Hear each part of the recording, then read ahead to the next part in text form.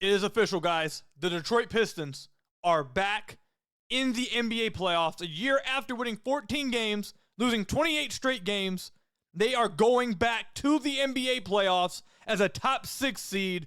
Let's go. We'll talk about it. Today's episode, Locked On Pistons podcast. Let's go.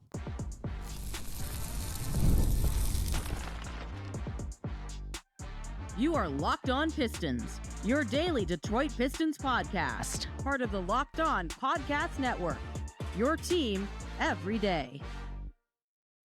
What's the deal? Welcome back to another episode of the Locked On Pistons podcast. Per usual, I am your host, Kuka Hill. You can find me over on Twitter at Kuka Hill. I want to thank you guys for making Locked On Pistons your first listen of every single day. Free and available on all your podcast platforms. If you haven't already, head to the YouTube channel at Locked On Pistons. Hit that subscribe button or leave us a 5-star review, whatever podcast platform you're listening to this on. Look at the links in the description. All that good stuff you guys already know.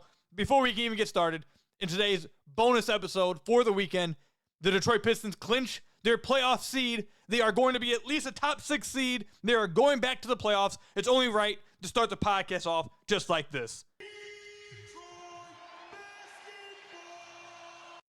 Let's go, man. Detroit basketball is back in the NBA playoffs.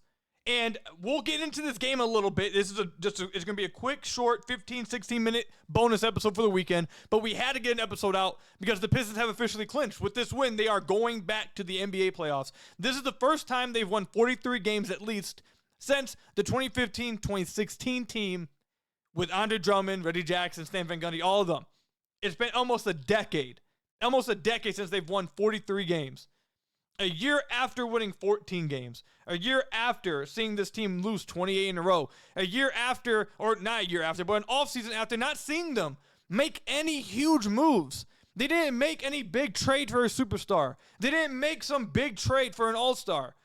They ran it back with their young guys, brought in quality vets, and this team improved.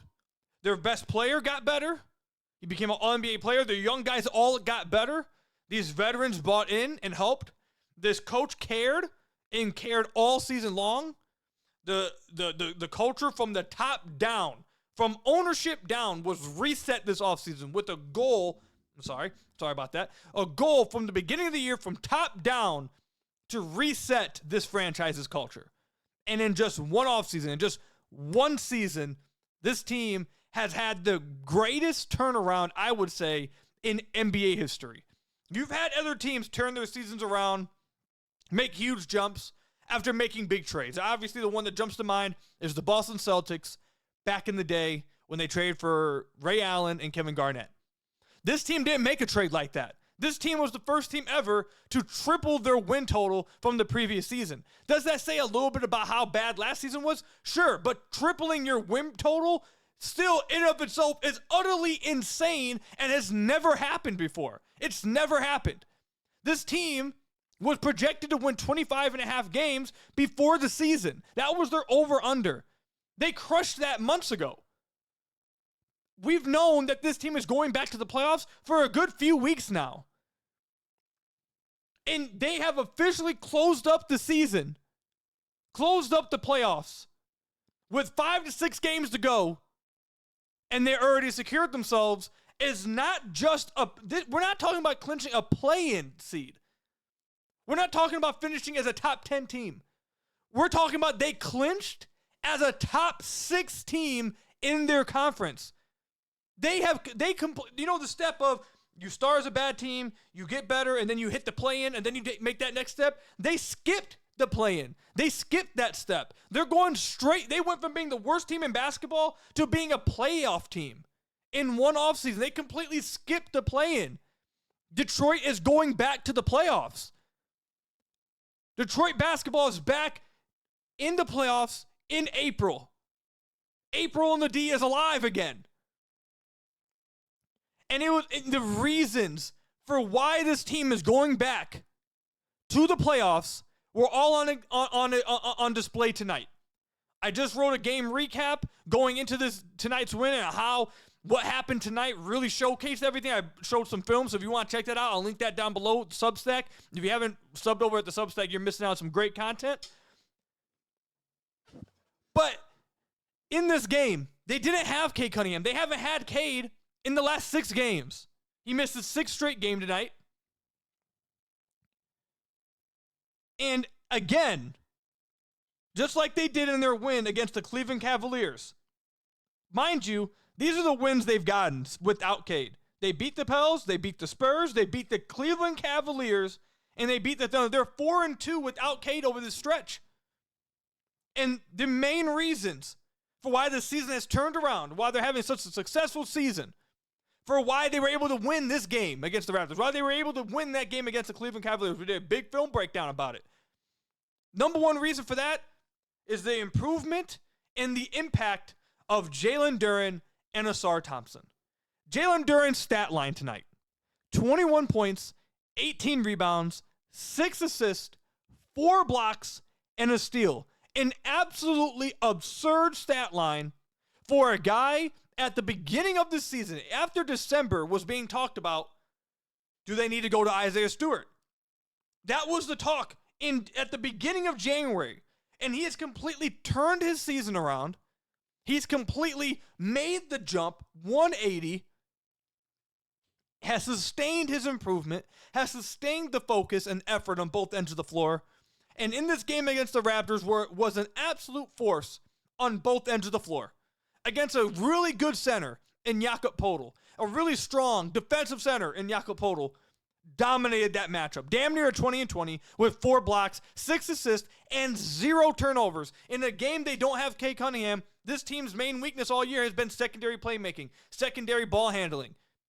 And Jalen Duren was trusted to do some of that tonight against a team in the Raptors who have the 6th best defense, or the 4th best defense, since January 4th, which, give it up to Toronto, I didn't know that before this game, but 4th best defense since that time. This defense was frustrating the hell out of the Pistons ball handlers. It was frustrating the hell out of Dennis Schroeder. They turned the ball over 13 times. Schroeder had 5 turnovers. Sasser had 4. Ron Holland had 3. Their ball pressure was killing the Pistons at times. And in a game like this where where the guards were struggling with the ball pressure and they didn't have creation, Duren had 6 assists and 0 turnovers in this game. 0 turnovers. He was the cleanest guy out there against this type of defense and this type of ball pressure without Cade Cunningham on the floor, being trusted to create for the Pistons, not just for himself, but for others. And we saw him get down the floor. We saw him get down to the rim. We saw him use his footwork to create looks at the rim. We saw him finish with ferocious dunks at the rim. We saw him get to the rim and finish through contact. We saw him do all this stuff while also being a monster on the defensive end of the floor, which was his biggest weakness coming into this season. And he's been much better on that end since January 4th. That is one of the biggest reasons why this team has had this turnaround they've had. The other reason was Ausar Thompson, who, just like Jalen Duren, filled the stat sheet with 15 points, 7 rebounds, 4 assists, 3 steals, and 2 blocks. Between the two of them, they had 10 stocks. Between the two of them, they had 25 rebounds. Between the two of them, they had 10 assists. And between the two of them, they had 36 points. This duo, the questions coming into this year about whether this duo could play together have been completely answered. They're outscoring teams by nearly 4 points per 100 possessions with this duo on the court. Since January 4th, they have a top 5 net rating. They have a top 5 defense. And it's because of this duo and the starting lineup playing so well together and improving each other defensively. And in this game against the Toronto Raptors, just like in the game against the Cleveland Cavaliers a few nights ago, they won this game because that duo dominated the inside. They dominated inside. They dominated the paint. They dominated defensively. They dominated at the rim. And they asserted that dominance almost every possession they were on the floor. That duo, obviously Cade. We know how everyone knows Cade's the biggest reason for it. When you have the franchise guy, that's the biggest reason. But the other biggest reasons is the improvements of the young guys, especially Jalen Duren and Ausar Thompson. They went from being barely starters on the worst team in the NBA to being legit, impactful, good starters on the 6th best team. At least the 6th best team in the Eastern Conference in one offseason. One. The Pistons are going back to the playoffs. Detroit playoff basketball is coming back to Detroit Little Caesars Arena. Cade Cunningham leads it, and the improvement of Ausar Thompson and Jalen Duren right behind him, leading the way for why they're going back to the playoffs. Coming up, last thing I want to talk about, these veterans have come through for Detroit big time this year in ways I don't think anyone could have expected coming into the year.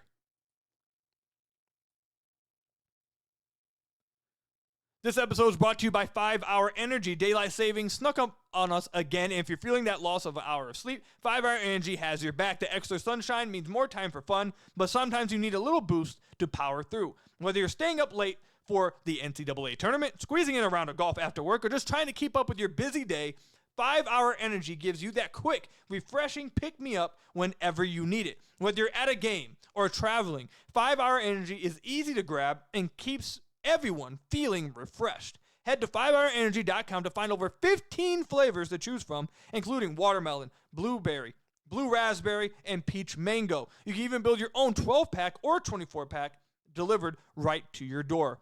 Need one right now? Grab a 5 Hour Energy shot at your local grocery or convenience store. They're everywhere, online, at the gas station, at the grocery store, all of it. Stock up today and stay energized with 5 Hour Energy. So I want to thank you guys again for being Locked On Pistons. First listen of every single day. Hit that subscribe button, 5-star review, whatever podcast platform you're listening to this on. Click the links down below. Substack, Playback Room. Check out the newsletter. You guys know all that good stuff. Thank you guys for all the support. You guys know all that stuff. Go down to the description down below. The Pistons are going back to the playoffs. You know what? Let's do it again. One more time. Going back to the playoffs, man. Going back to the playoffs. We just got done talking about Ausar Thompson and Jalen Duren.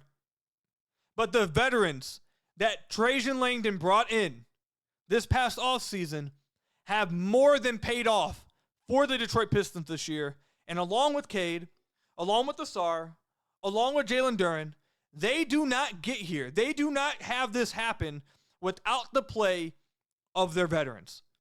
And it was on display tonight, just like it's been on display all season long. A guy I want to start off with that I truly don't think has gotten enough flowers from myself as well, but from the Pistons community is Tim Hardaway Jr. He got a lot of flack coming into this season because they traded Quentin Grimes for him. Now, Quentin Grimes is going off in Philly, but we're not talking about this. A lot of people didn't like the trade, and you can have however you feel about the trade. But THJ has more than done his job for the Detroit Pistons this year. He has more than done what he was expected to do. Over the last 4 games, he scored 20-plus without Cade. They don't win these games without THJ going off like he has. He's won the multiple games this year due to his hot shooting and ability to go off at any moment. I told you guys how at the game I was at courtside, realizing just how much THJ communicates with his teammates on the floor, how much he keeps the young guys in check, communicates with them on offense and the defensive end of the floor. They needed that. In this game against Toronto, he had 23 points, 5 of 9 shooting, 8 of 14 from the floor. And another aspect of his game that kind of has been underrated all year is his ability to attack closeouts, draw fouls on drives, and get all the way to the basket. He's been doing more of it as of late without Cade on the floor, without Cade in the lineup, and he's been incredible for them over this stretch. And really, all season long, he's been exactly what he was brought in to be. He's done exactly what he was expected to be. He's done exactly his job. He's been consistent. He's been healthy. He's been out here almost every single night. He's given the most effort possible. He's cared about winning. He's been active in the locker room, off the floor with these guys. He's been a great vet. He's been fantastic for Detroit. And they're not here without THJ. They're not here without THJ. And he had another fantastic game tonight against the Toronto Raptors. His shooting ability and his ability to attack closeouts, his movement shooting, all of that has been huge for Detroit this year. And he was acquired in a trade that a lot of people disliked from Trajan. Then you move on to Tobias Harris. We'll quickly hit on him real quick. He didn't play in this game tonight, but he's been fantastic all year for him. We've talked about the on-off being crazy with him and how great he's played over the last few months. I had an article written over at Substack that really dove in to how great he's been since January, how much he's improved as a post-up player since then, how great he's shooting on mid-range shots, how he's delivered in the fourth quarter for the Pistons. Great, big breakdown over on the Substack. If you haven't checked it out, definitely head over there and look it up. You guys will love it. But give Tobias his credit. I want to make sure I mention him. But move on to the guys that played in this game. Malik Beasley was signed for $6 million in this past offseason. $6 million. No one was expecting him to be in the running for sixth man of the year. Expected him to be a good vet? Sure. Expected him to do his job? Yeah, sure. Expect him to be this spectacular? Expect him to be this good? To expect him to be sixth man of the year worthy? I don't think many expected that. And the reliance, the Pistons half-court offense has been, especially with Cade off the floor, but even with Cade on the floor, has been so heavily reliant on his ability to hit incredibly tough movement threes, whether it's coming off pin downs, whether it's coming off wide screens, or whether it's coming off DHOs. His ability to hit contested, incredibly difficult movement threes has been a heavy reliance of the Pistons half-court offense. And at some point this year, we all thought, everyone had to have thought that at some point he's going to cool down. At some point, this is going to have to stop. At some point, he's not going to continue to hit these shots. At some point, he's not going to be hitting these momentum threes and hit 4 threes in a quarter like he's been doing all year. But he hasn't stopped. All year, he's been like this. He's been one of the best, if not the best sixth man in the entire NBA, and he was signed for $6 million. And along with that, he's been an absurdly fantastic vet for this team in the locker room, off the floor, for them on the floor. He's the veteran presence in this locker room. I can tell you guys from everything I've heard is an absolute night and day difference from the vets they had last year. It's completely night and day. And that's not about the on-court play. That's about off-court. That's about helping these guys grow as professionals, as players, as people. Improving the culture of Detroit to where people want to play in Detroit, where people respect Detroit. They've played, THA, Malik have played huge, Tobias have played huge parts in this. And that was on display again tonight against Toronto, where he had 21 points and 3 more threes made. Impacted the game tonight, has impacted all season long. They're not here without Malik. The reliance on his shot-making ability has been through the roof this year, and they are nowhere near here without Malik. And then we're going to wrap it up with Dennis Schroeder. He was acquired at the deadline by the Detroit Pistons because they needed desperately secondary playmaking. They needed a backup point guard. They needed that guy that could get rim touches, paint touches, get to the rim and kick out. They needed that guy. And he's been exactly that since the All-Star break. He's been really good for this team. He had 16 points, 7 assists in this game tonight. He's been showing up when the Pistons needed, even in games where he struggled shooting from the floor against Cleveland when Cleveland was making that run. In a game he struggled in, he's the one in the fourth quarter that had numerous possessions, getting it to the basket, drawing fouls, finishing at the rim, kicking out, fighting threes in a game that he was struggling for the majority of the game, but came through in the fourth quarter. He's been able to get to the free throw line for Detroit, which helps slow down the game. They've needed someone else that can also draw free throws because Cade doesn't get a great whistle. He's been able to do that. He's been able to be a steady presence for this team. He's added even more attitude and swag to the team on the floor. He's been great for this team in the locker room. Everyone loves him. He loves everybody else. These have been perfect veteran acquisitions by Trajan Langdon, both on and off the floor.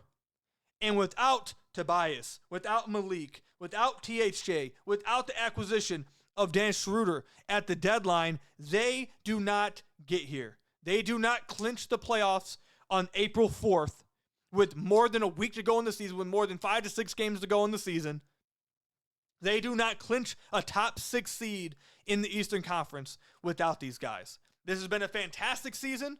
I'm excited to cover the playoffs. I'm happy for all of you to get to watch the playoffs, see Detroit basketball back in the playoffs. They don't do it without what we saw tonight on display against the Toronto Raptors, which has been on display almost every game since January, since the turn of the new year. Congratulations to the Pistons. Congratulations to the Pistons fan base. And for the final time, is back in the playoffs. Thank you guys for making Locked On Pistons your first listen every single day. Free and available on all your podcast platforms. I'll catch you guys in the next one. Hit that subscribe button. 5-star review, whatever podcast platform you're listening to this on.